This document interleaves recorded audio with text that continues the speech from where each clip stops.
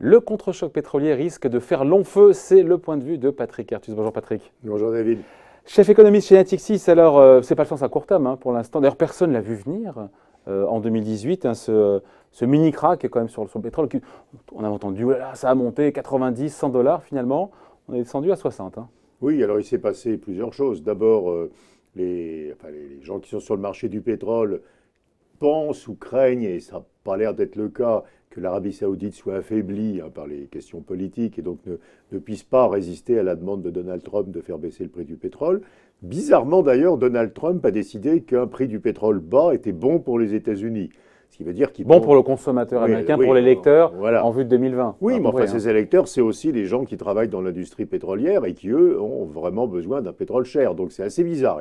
Dans son électorat, il a choisi le consommateur, tout à fait clairement, et pas les gens qui sont dans l'industrie pétrolière ou gazière. Donc ça, et puis deuxième chose très importante, on n'avait pas vu à quel point la production de pétrole de schiste allait augmenter aux États-Unis. Et on a une augmentation de 2 millions de barils sur l'année. C'est exceptionnel ça.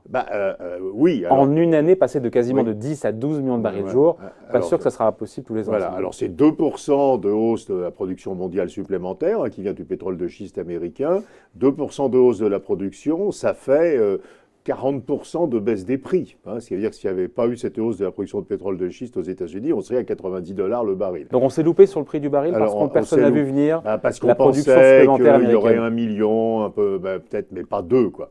Et alors, vous expliquez d'ailleurs très bien pourquoi ceci n'est pas durable. Mais il faut comprendre qu'il y a deux pétroles. Il y a le pétrole de schiste américain et puis il y a le reste du pétrole. Alors, le reste du pétrole, c'est quelque chose qui est assez facile à prévoir, parce que c'est des cycles extrêmement longs. Quand on investit, il faut faire de la recherche, il faut ensuite investir pour pouvoir extraire le pétrole. C'est des cycles sur 4 ans, 5 ans, et ensuite on produit pendant 10 ans, 20 ans. Et donc, on a une très bonne visibilité sur le pétrole qu'on appelle conventionnel, puisqu'on sait exactement qui est en train d'avoir trouvé des réserves nouvelles, qui va l'exploiter, combien on produira par jour. Donc, on a une prévisibilité très très bonne sur cette production de pétrole conventionnel. Et sur cette production de pétrole conventionnel, cette production de pétrole conventionnel, elle diminue. Elle diminue parce que... parce qu'on n'a pas assez investi. Parce qu'on n'a pas assez, il faut d'abord savoir qu'on perd... Si on n'investissait pas du tout, on perdrait à peu près 4% par an de production. C'est la dégradation des gisements si on ne réinvestit pas pour pouvoir continuer à produire. Et donc, il faut investir beaucoup. Mais il y a des investissements, mais pas à hauteur de ce dont on a besoin. Il y a à peu près 400 milliards de dollars d'investissement dans le pétrole conventionnel, partout dans le monde. Par an. Et on vient de presque 700 milliards entre 2011 et 2014. Et donc, on n'investit pas assez. D'une part pour compenser le déclin naturel des gisements qu'il faut entretenir, et d'autre part pour augmenter la production de pétrole conventionnel. Donc le pétrole conventionnel est sur un plateau légèrement déclinant. Mais face à cela, il y a le pétrole de schiste américain. Face à ça, il y a le schiste, alors qui n'est pas du tout le même produit, puisque là on est dans des cycles extrêmement courts. Quand on commence à investir, on produit en 2 et 3 trimestres plus tard, et avec une très grande réactivité au prix. Donc ce qu'on a vu là, c'est une très forte hausse des prix à partir du début de 2017, qui a poussé tous les producteurs de schiste américains à investir, très forte hausse des investissements, et en 2018, très forte hausse de la production, 2 ou 3 trimestres après les investissements. Mais pourquoi ça n'a pas vocation à se répéter encore ? Parce que ce cycle est court et que du coup, le prix du pétrole est redescendu. Aux États-Unis, vous savez que ce n'est pas le Brent que nous regardons, c'est le WTI, on est à 50 $ le baril.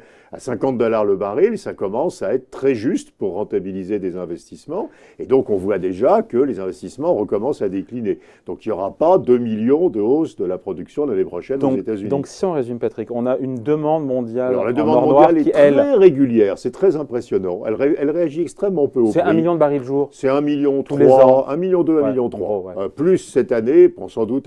Et c'est très régulier parce que ça vient des émergents. C'est l'Inde et les pays producteurs de pétrole eux-mêmes d'ailleurs, et les pays d'Asie, enfin la Chine. Donc c'est une demande émergente. Et la demande mondiale, c'est 1,3 million de barils jour. Et face à ça, il y a une offre qui est contrainte hors États-Unis. Alors face à ça, hors États-Unis, disons 0 moins, pour faire simple. Et aux États-Unis, donc 2. Donc cette année, la production a augmenté plus que la demande mondiale. Donc le prix a baissé, 60 $, 62 $ à la fin de l'année 2018. Et puis, l'année prochaine, probablement, toujours 1,3, 1,4 de demande et 1 aux États-Unis. Et puis, à nouveau, parce que les prix sont plus bas. Et si on se projette plus loin, à un certain moment, on va arriver au plafond de la production de pétrole de schiste américaine, qui est peut-être 9 millions de barils jour. Aujourd'hui, on est à 6,5, 7, qui est peut-être 10, mais qui n'est pas plus que ça. Donc, dans 2-3 ans, on va toucher le maximum de la production de pétrole de schiste. Après, on serait dans des gisements très très chers et que personne n'a envie d'aller chercher vraiment. Et donc, le jour où le pétrole de schiste américain plafonne, comme le pétrole conventionnel, lui, plafonne aussi, la production mondiale plafonnera.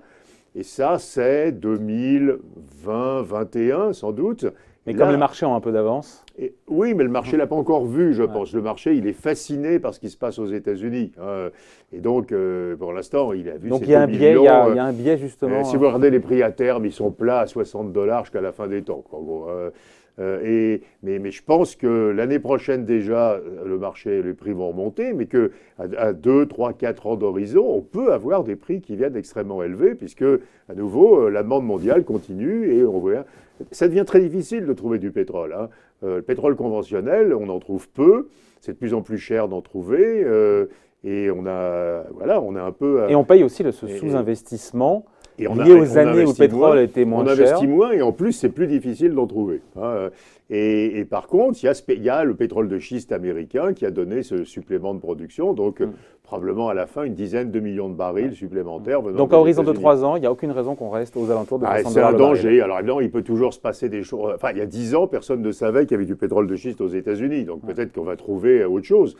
Enfin, dans l'état actuel de nos connaissances, le scénario le plus vraisemblable, c'est bien le scénario d'un pétrole qui redevient très cher en 2021-22. Très cher, c'est quoi? C'est 80, 90, 100? Alors, oui, alors sans doute pas plus que ça, parce qu'au-delà, on commencerait à ouvrir des gisements qu'on n'a pas envie d'ouvrir du tout, dans les sables bitumineux, les schistes au Canada. Pas très écolo. Voilà. Et donc, on a quand même un plafonnement. Et puis sans doute, les pays pétroliers n'ont pas envie qu'on retourne à ces niveaux-là de prix, parce qu'en plus, ils n'ont pas tellement envie, finalement, que le monde se passe du pétrole trop vite, quoi. Mais on pourrait très bien envisager qu'on revient vers 80 ou 90 $ dans 2 ou 3 ans. Ouais. Voilà. Le pétrole qui flambe, entre guillemets, à horizon de 3 ans, c'est le point de vue contrariant de Patrick Artus. Merci Patrick. Merci David.